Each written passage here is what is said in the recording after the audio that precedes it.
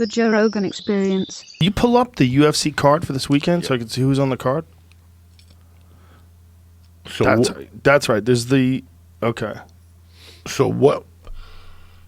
Everybody's going to be trying to bet Cerrone, whatever. What's the line at Cerrone right now? So you could I get what this is. Plus 260 for Plus him. 260. And over under 1.5 rounds. But if I go over 1.5, what do I make? I make a little more money, don't I? The under would be the little bit plus. The plus 105 for under. So I guess the money is on the over right now. It's minus 135. How can the fucking money be in the over where people Slight. It's very slight though. Okay. Look at this. Diego Ferreira is the favorite over Anthony Pettis. That's an interesting fight right there. So right there, they know something we don't know. That's interesting. Diego's very good. He's a very good fighter. But Holly Holm, Rachel Pennington. Yeah, that's a good fight. That's She's a rematch. Holly Holm's given, right? Excuse me? She's a favorite, Holly. Yep. Yeah. Rachel Pennington is tough, man. She's very tough. Pennington is one of those chicks that, like, she's had some last-second wins, like against Ashley Evans Smith. One of the like wildest endings in a female fight. She gets her in a bulldog choke and chokes her unconscious with blood spraying out of her forehead. It was a wild finish, man. See if you can find that finish. Ashley Evans Smith, Raquel Pennington finishes Ashley Evans Smith. So right now, what does that look like, Donald Cerrone against Conor? What's the money look like? I don't understand money lines. I don't know. I would be just talking out of my ass. Yeah, if you bet $100 on Cowboy to win and he wins the fight, you'd get 260. So you'd collect 360. And if you bet 100 on Conor, you'd have to bet $320 to win 100 on Conor. All right, so he's minus 320. The only way you can win this weekend is with Conor, and you see Conor going in there and knocking him out in the first round in the under. But if Fucko wrestles him and it goes 5 rounds, I don't see a lot of people betting Conor in the over. Conor looks so good that people are expecting Conor to go in there and knock him right out. This is Raquel Pennington's fight. So just go to like towards where the end of it. It was a wild fight, man. And Ashley Evans Smith is the woman who beat Fallon Fox, the transgender fighter. She stopped her in her fight right before she came to the UFC. But it was just a wild fight, man. These girls were going to war. And so at the very last, I think it was like the last second of the fight, she's locking her up in this bulldog choke. And this is wild. Look at blood is spraying out of her head. Oh, they don't show the finish. That UFC is sneaky like that. They don't want you to see the tap or the knockout. Like, I don't get it, guys. I work for you. I love you. Show everybody the choke. Why are you hiding the choke? Anyway, maybe it's just a time constraint, but she got her in this bulldog choke. Blood is squirting out of her head. And then at the end of the buzzer, she lets go and the girl's out cold. And it was just like, whoa. It was like one of those fights, just whoa! Like when it's happening, you're like, holy shit! You see something that's just primal. There's moments in fights that are just primal.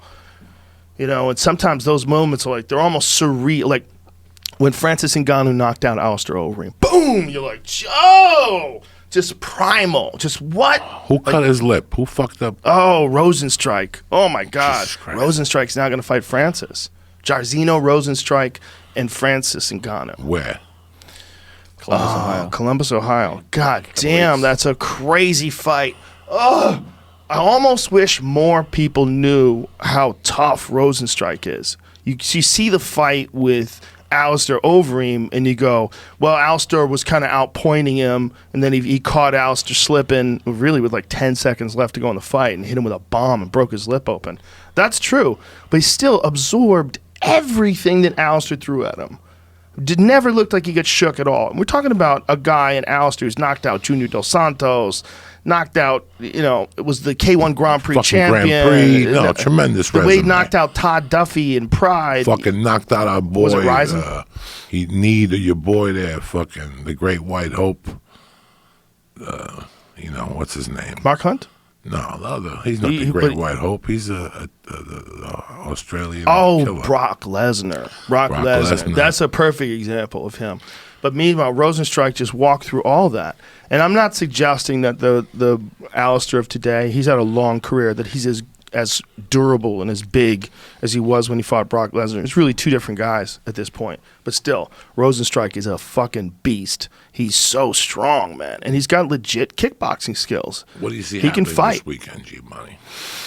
This is what it seems to me. It seems to me that Conor McGregor has an advantage in being able to close the distance and maybe a speed advantage. This is a perceived thing based on seeing them fight different people.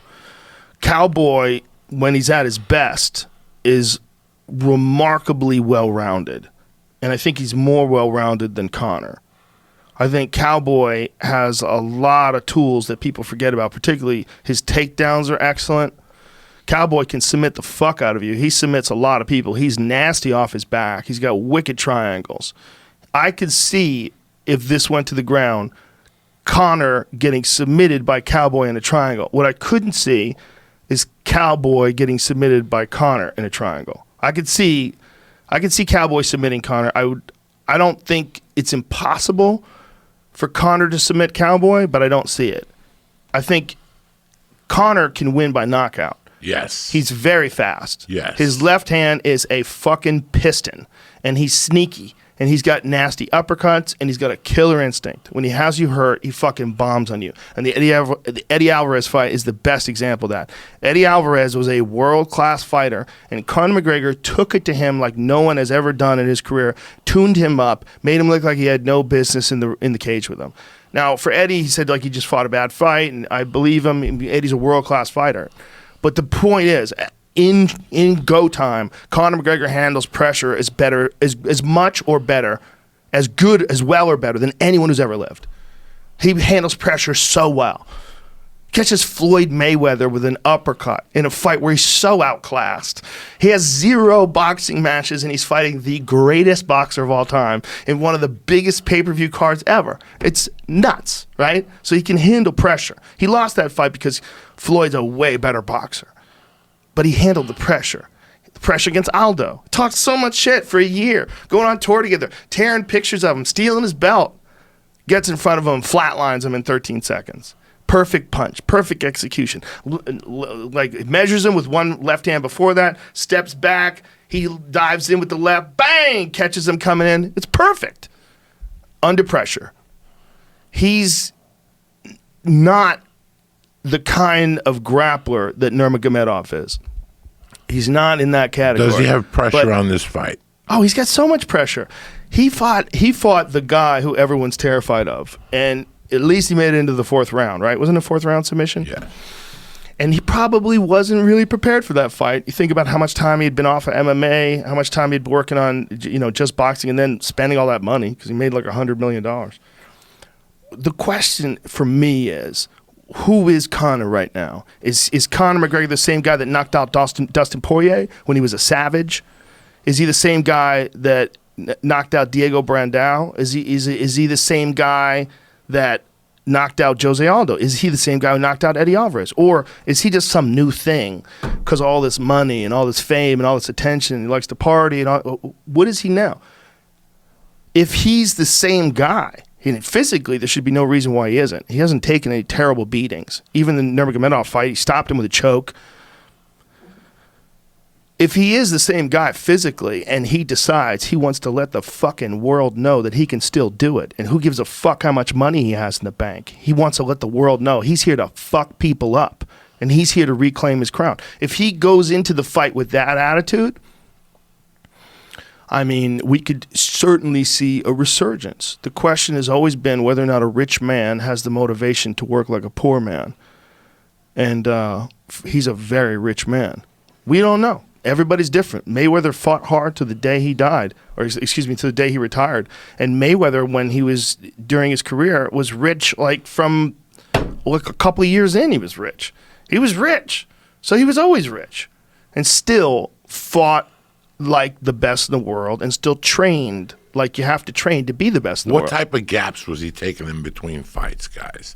This has been a long gap before Nurmagomedov. It's not fair. Yeah. Before Nurmagomedov, it was a long gap. You know, It's true. The game has evolved a lot.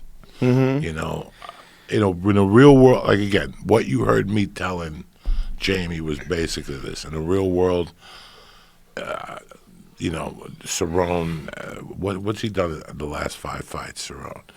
He's had some ups and downs. Ups and downs. Lost to Gaethje, lost to Masvidal, lost real bad to Darren Till. The Darren Till one was a bad one. So out of the last 5 fights, he's 2-3, is what you're telling me. Lost to Tony Ferguson. Beat Al Iaquinta, though, and looked real fucking good doing it. So he's lost 2. The Gaethje fight, and he beat Mike Perry, which was a really good fight for him because Mike Perry is a big, scary guy, throws bombs. So he beat him. Lost to Leon Edwards. I think he was sick coming into that fight, but, you know, lost either way. And beat Yancy Medeiros in a wild fight. So I'm just saying that in the real world, he should take him out. People looking at him. I don't think this is going to be that easy of a fight. I like it. I like the over. I love the over. I can't pick a side yet. Yeah. But I love the over. I could see everybody betting McGregor to win round 1 and something crazy happening. I mean, in a perfect world, you know, maybe his chin's been a little suspect lately, Donald. I don't know. I don't think so. Out? I think he's just been fighting werewolves. He's been fighting the toughest guys in the world. Look, everybody's chin suspect if Darren Till is smashing your fucking nose open with an elbow. That dude's an animal, and he's big as fuck. When Darren Till fought Cowboy, he was so much bigger than him. There was the difference between a really big welterweight and a guy who came up from lightweight. Darren Till's a giant dude. I mean, his nickname's the Gorilla.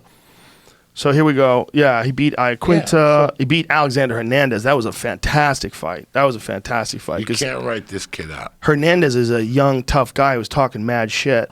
But there's a giant difference between, no disrespect, to a Hernandez and a Conor McGregor. Yes. Conor McGregor's used to those bright lights, man. He shines. He shines under those bright lights. To me, the question is really just whether or not he has the motivation to train and fight like a fucking madman again, like he did when he was younger, when he was smashing people. And for Cowboy, it's whether or not he can survive the early storm. I think getting his leg kicks working would be very big because Conor likes to take that long stance.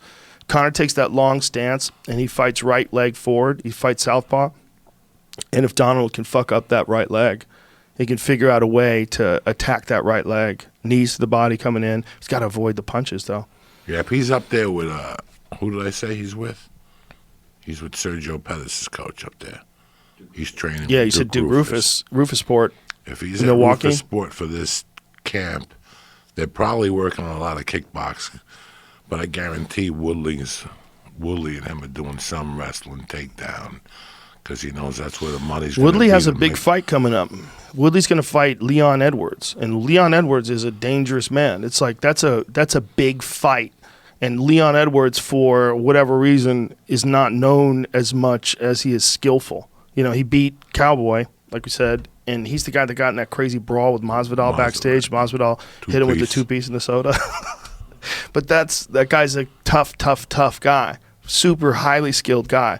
And Leon Edwards and Tyron Woodley, that's a very high-stakes fight that a lot of people aren't talking about. Like, that's the fight for the number one contender. Because if Tyron emerges or if Leon emerges and it's a big fight and the fight goes well, that person is almost certainly at least considered, other than Masvidal, who's the fan favorite, and then the rematch. Those are the two possibilities. The rematch with Colby and Usman.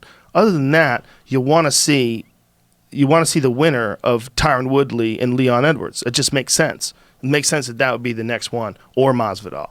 That's how I would look at it. I would look at it that way. I would look at it like there's a lot of options. There's a lot of options for that division. And now Conor's talking about fighting Usman. That would be bonkers. So if Conor beats Cowboy and decides he feels great at this weight, he feels confident now and dedicated, he wants to make a run at the fucking champ, there's a big size difference between Usman and Conor. Usman is a big person. He's got a thick A frame. lot of those 170 guys are big. Big. Joe. They're big. Colby's a big fella. They're Colby's a big fella. Tillman's big. Till- So is fucking Masvidal big. They're Masvidal's big big. at 170. Yep. There's somebody else at 170 that's deceiving as fuck too. I think Masvidal's in the sweet spot. He's not too big where he has to kill himself to make the weight, but he can obviously knock out welterweights easily. He's knocked out a lot of welterweights. I mean, the Ben Askren one is fucking preposterous, but of course, just even the beating that he was putting on Nate Diaz, Masvidal can fuck people up at 170. I think him versus Conor would be insane.